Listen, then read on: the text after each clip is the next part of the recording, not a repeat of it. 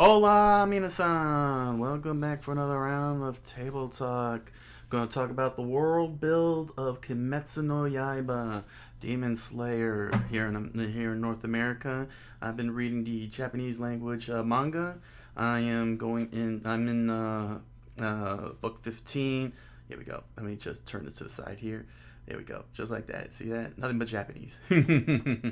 As part of my lessons of learning, I'm going into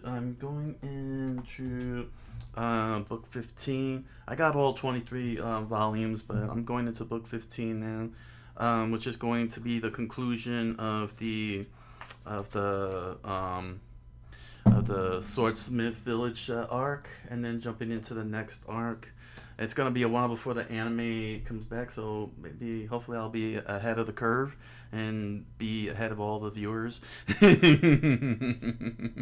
But the world is actually very interesting in Kimetsu no Yaiba because normally, normally when it comes to setting in feudal Japan or this type of era of Japan. I'm not sure. I forgot which era this was. This is where it's transitioning from.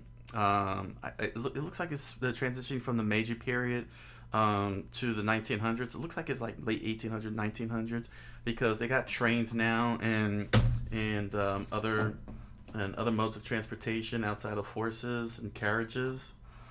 So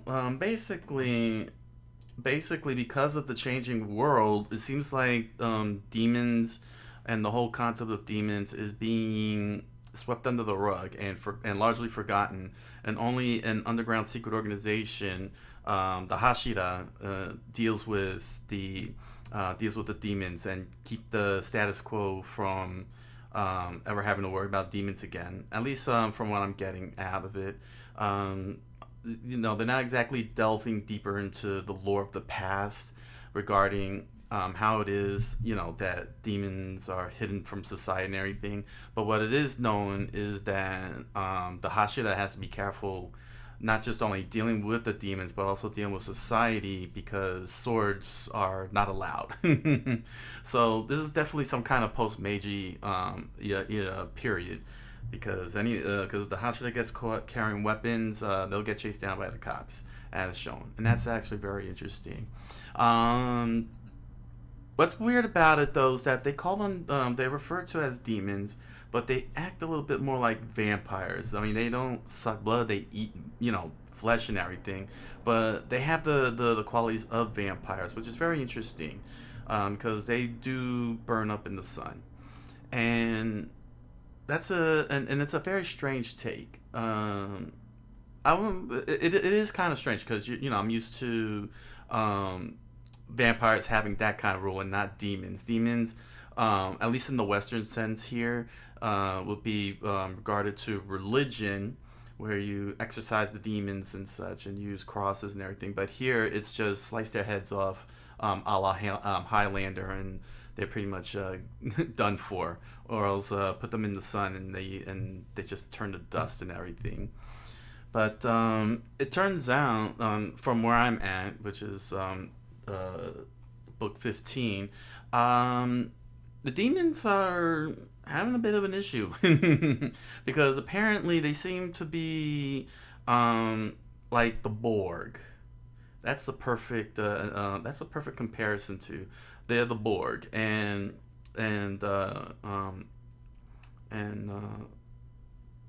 Tezan. Mm, crap. Why do I keep forgetting his dang name?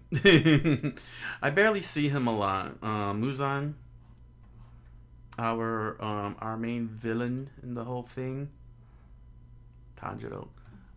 Uh, Oh my gosh, because I don't see him a lot. I only see his minions a lot, so I tend to forget Muzan's name. Uh, I think I got it right, right? Kimetsu no Yaiba. Oh my gosh, how could I forget his name? I am so dumb, dumb. See, this is how you lose your reputation. How are we supposed to take you seriously? You're absolutely right. I never said I was a a qualified person. I'm just a guy who's just interested in world builds and writing stories. Yeah, yeah, Muzan. I was right, Muzan. I was about to call him Michael Jackson. I was gonna call him Michael Jackson because of that hat and hair.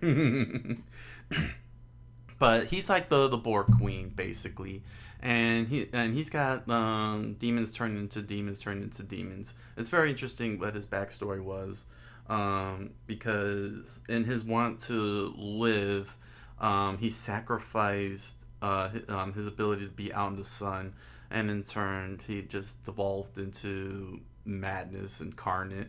It's an interesting motive. That's a very good motivation for a villain. That he regrets what his decisions and what he became, and now he wants to undo it by basically finding not so much a cure, but just a way just to be in the sun while still retaining the power. That's actually a pretty good villain motivation there.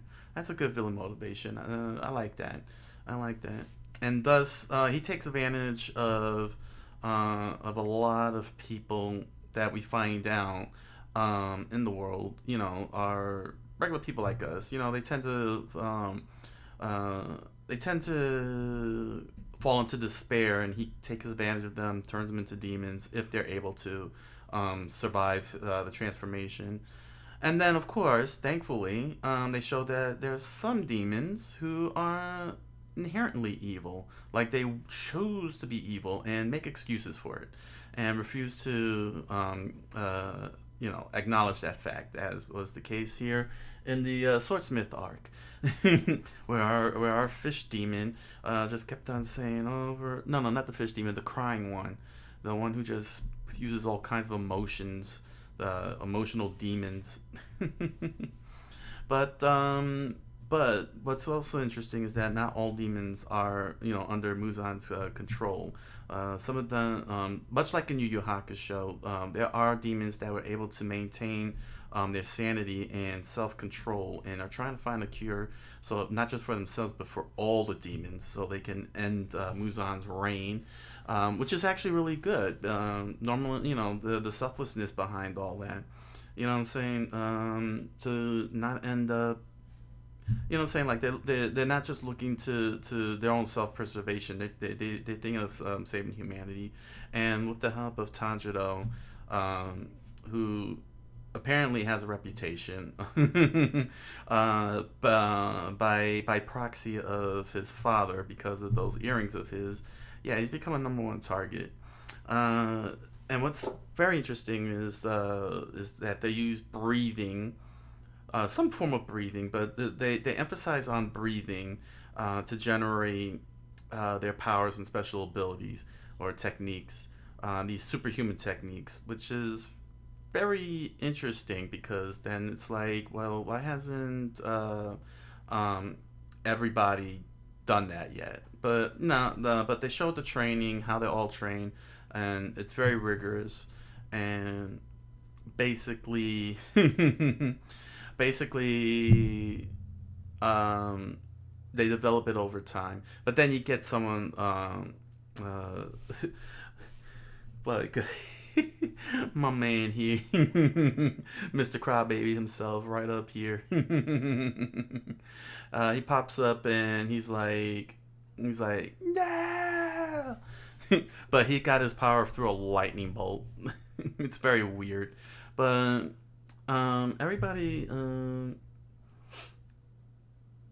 but it's very the world is still very very hierarchical, in the traditional cultural Japanese sense, where everyone's got their positions and have to focus their, remember their positions. So, for example, when Tanjiro, first met the Hashira, and saw and met the top guy, they immediately pushed him down and was like, show some respect. And yeah, that's pretty. I would say that's pretty typical. You know, While Muzan, on the other hand, he demands absolute, total, unconditional loyalty. It's like, oh, I read your mind, chomp. Oh, I read your mind, chomp. But what's also amazing about the mysticism is that there's a world within world that Muzan created, and the demon and many of the demons tend to have that kind of power since Muzan gives it to them, and the other demons, pass that along to each other. These supernatural powers, and can warp reality, send people into other dimensions, trap them in there, and they get to have their way, up to and including eating them, eating them alive, because without eating the humans, they can't survive.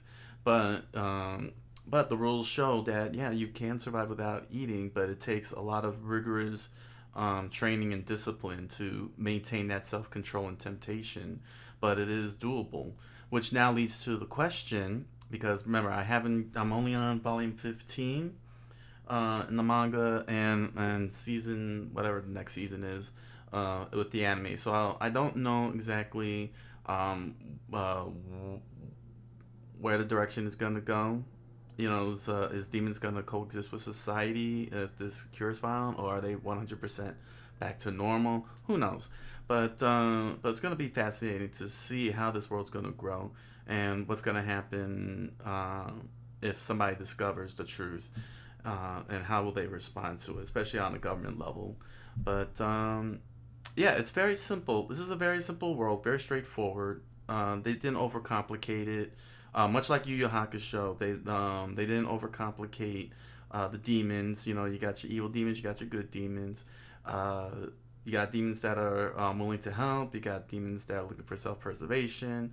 Um, Demons that are on Muzan's side, demons that are on Tanjiro's side, and so on. And it's a good balance. It's a good balanced world, and they didn't need to overcomplicate the world in and of itself by making it overcomplicated. They just set it in a time period where where technology is transitioning into a more modern age with trains and automated lamps, and so on, but not enough technology to make everyone ask, why don't you just throw a missile at a demon from 20 miles away, kind of situation, or why aren't they using? Well, I can't say they aren't using guns because they are using guns. They are using guns, which was a very big surprise to see that a gun came into play, and very interesting seeing how much devastation it does. But it's also smart too, because guns are very, very rare in Japan at that time period. It's not something anybody could buy or get, and most importantly, they do have the new weapons ban, carrying weapons and such, swords and other things. So that makes it pretty difficult for Hashira to be able to use guns and such. And it's Though I do have although that's the one thing I do have a problem with, though, is where's the ammunition coming from? Because ammunition would have to be not only highly expensive but highly rare to have, and our dude here is just firing his gun all over the place, haphazardly, without. I mean, sure, he's making his connections, but he's also missing most of the time. So it's like, how you gonna get all that together? So overall, the world is solid. Um, the world is solid. The magic rules are consistent. There hasn't been anything strange or unusual. The culture is very straightforward, and not overly complicated. And what's great is that the monsters are very clear, between what side they stand on, and where everybody stand at, and how everybody perceives the world. So it's pretty good. It's a pretty good world build, and I like it. I like it. It's pretty good. So comment, like, and subscribe. Thank you all for joining me. I hope you all enjoy the world builds, these world building sessions that I'm having here. And, I know I say it's storytelling thoughts, but world build is part of the storytelling thoughts, and people don't cover world builds a lot, that I've noticed. So if you like it, comment below, tell me what you think, especially what you think of the world of Kimetsu no Yaiba, as well as other things involving Kimetsu no Yaiba. So with all that said, I wish you all a good night, a buenas noches, and oisumi nasai.